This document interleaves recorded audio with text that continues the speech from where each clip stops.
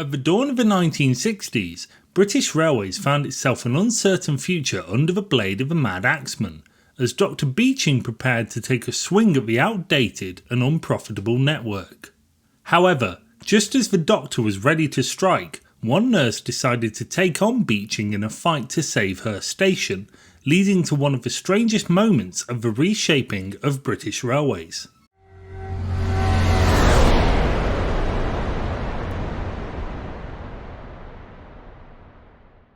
First, a quick history lesson.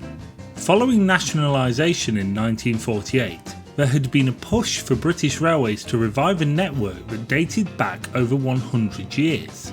Stretching for over 23,000 miles from Penzance to Thurso, Lowestoft to Erixegg, much of it had been left in a sorry state since the end of the war, and there was little left in the coffers to repair or rebuild.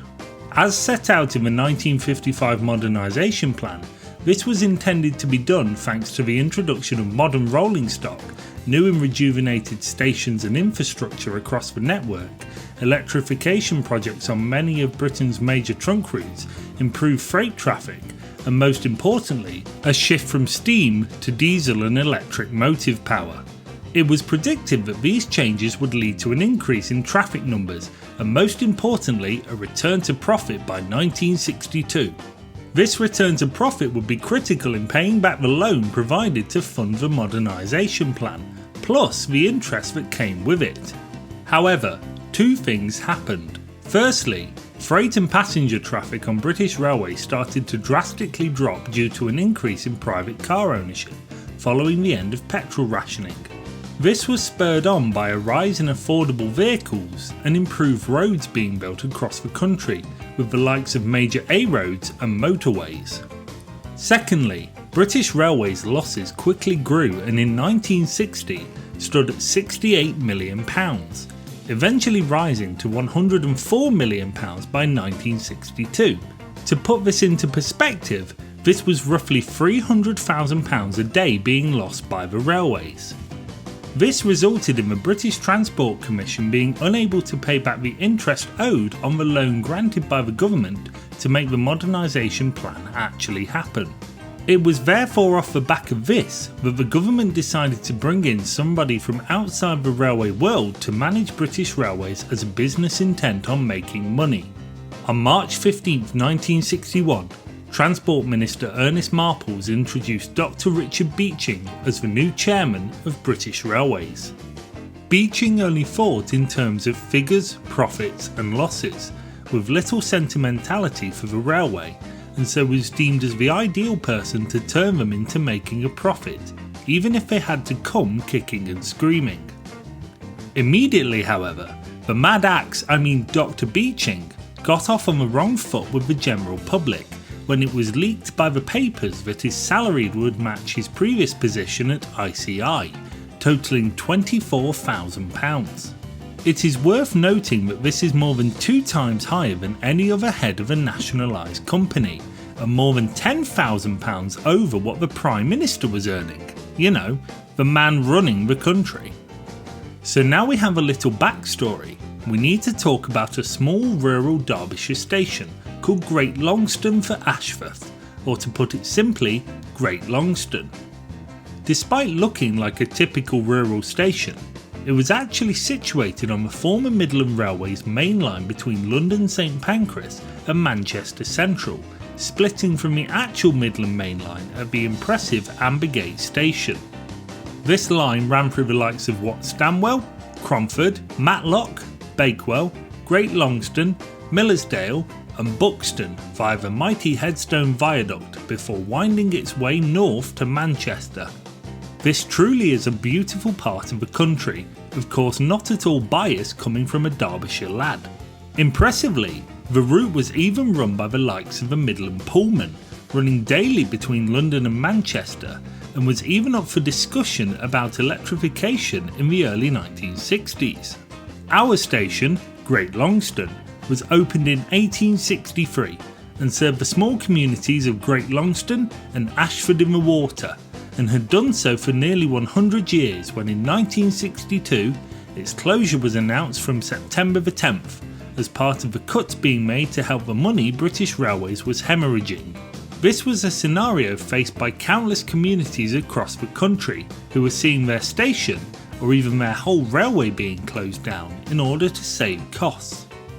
A full list of station closures was published in the 1963 bestseller The Reshaping of British Railways. Obviously, this report did not land well with the public, who were outraged at the idea of a removal of their transport link, and quite rightly so.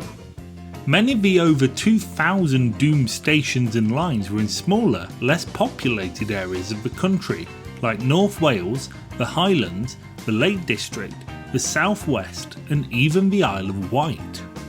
However, what most of these doomed stations lacked was a Mrs. Boardman.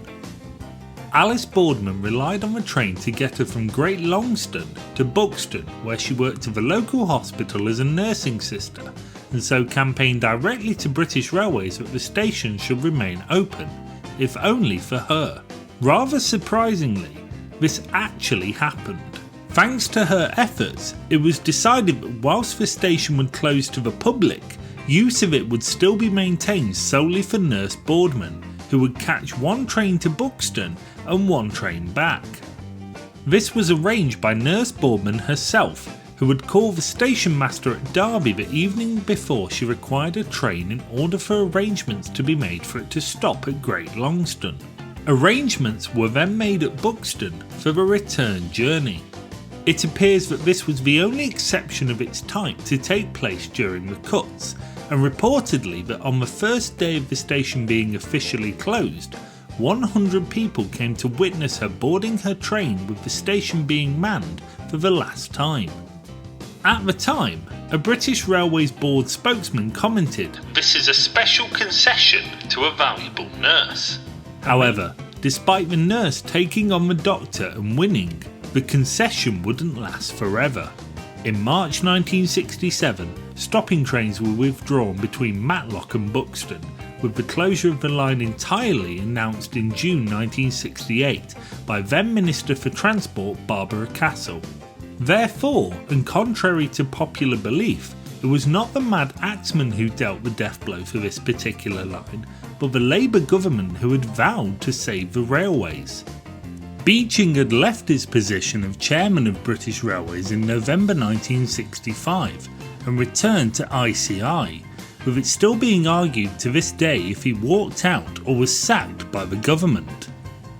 Rather notably, it was Beeching who brought in the changes of identity from British Railways to British Rail, alongside the introduction of the infamous double arrow logo still used to this day. Gladly though, not all of Beeching's cuts were implemented in the end, with some lines winning the fight to stay open, and in the years following, some formerly closed stations have even been brought back to the network, such as the one where I grew up.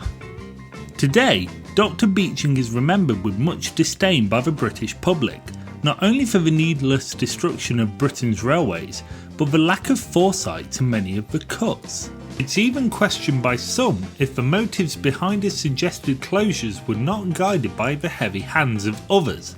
I'm looking at you, Mr. Marples. Either way, it's hard to argue against the man earning the nickname the Mad Axeman. However, whilst we can no longer catch the slow train from Midsummer Norton to Mumby Row, we can at least look back on a time when a nurse took on the doctor and won, if only for a while. Thank you for watching, and make sure to leave a like and subscribe so that you don't miss future videos.